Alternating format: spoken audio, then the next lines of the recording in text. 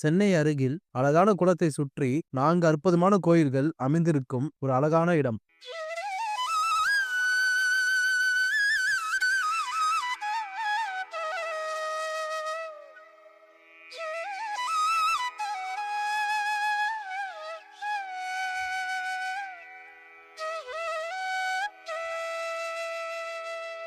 வணக்கம் விவஸ். இன்னைக்கு நம்ம வீடியோல தாம்பரம் அருகில் இருக்கும் குளம் பார்க் என்று அழைக்கப்படும் குளத்தை சுற்றி அமைந்திருக்கும் 4 திருக்கோயிலை பத்தி தான் இந்த வீடியோல பார்க்க போறோம். முதல்ல இந்த ஆலயம் எங்கு உள்ளது, எப்படி செல்லலாம் என்று பார்க்கலாம். இந்த ஆலயமானது தாம்பரத்திலிருந்து முடிசூர் செல்லும் வழியில் தாம்பரத்திலிருந்து 3 கிலோமீட்டர் தொலைவில் இந்த ஆலயம் அமைந்துள்ளது. ஆலயத்தோட கூகுள் மேப் லொகேஷனை என்னோட டிஸ்கிரிப்ஷன்ல கொடுத்திருக்கேன். தேவைப்படுறவங்க பார்த்து தெரிஞ்சுக்கோங்க.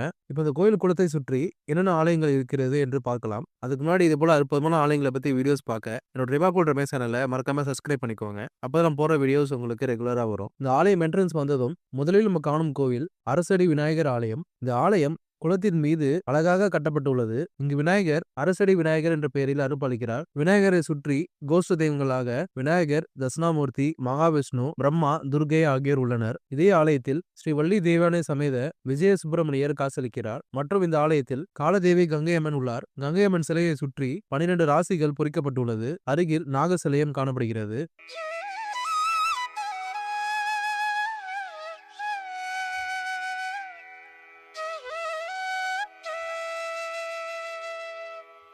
முதலில் இந்த விநாயகர் ஆலயத்தை வழிபட்டு விட்டு குளத்தை சுற்றி நடந்தால் முதலில் நம்ம கண்களில் படுவது அழகான வண்ண மீன்கள். இந்த கோயில் குளத்துல அழகான மீன்கள் ஏகப்பட்டது இருக்கு.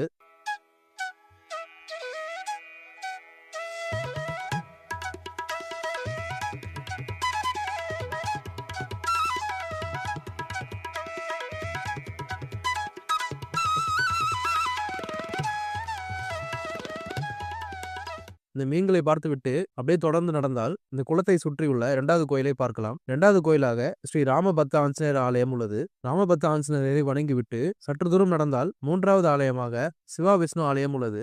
இங்கு முதலில் சிவ ஆலயம் உள்ளது. இங்கு சிவபெருமான் லிங்க வடிவத்தில் பீமேஸ்வரர் என்ற பெயரில் அருள்பாலிக்கிறார். அவரை பார்த்தவாறு அழகான நந்தி சிலையும் காணப்படுகிறது. தெற்கு நோக்கியவாறு தர்மாம்பிகை அம்மன் இன்று குளத்தில் அருள்பாலிக்கிறார். அம்மனை பார்த்தவாறு சிங்க வாகனமும் காணப்படுகிறது. சிவனையும் அம்மனையும் வணங்கிவிட்டு ஆலயத்தில் உள்ளே நடந்தால் நாகர் சன்னதியை பார்க்கலாம். அருகில் ஸ்ரீ லட்சுமி நாராயண பெருமாள் சன்னதி அமைந்துள்ளது. பெருமாளை பார்த்தவாறு கருட ஆழ்வார் உள்ளார். அவருக்கு எதிரில் ராமபக்த ஆஞ்சநேயர் சன்னதியும் அமைந்துள்ளது. மற்றும் இந்த ஆலயத்தில் நவகிரக சன்னதி, மரத்தடியில் உள்ள சிவலிங்கம், பைரவர் சன்னதிகளை காணலாம்.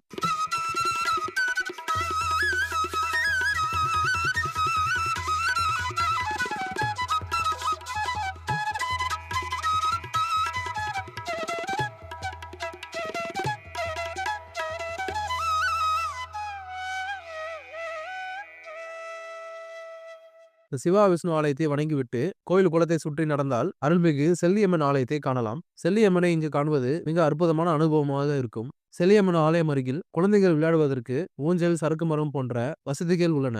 கோயில் குளத்தை ரொம்ப நீட் அண்ட் கிளீனா மெயின்டைன் பண்ணிட்டு வராங்க.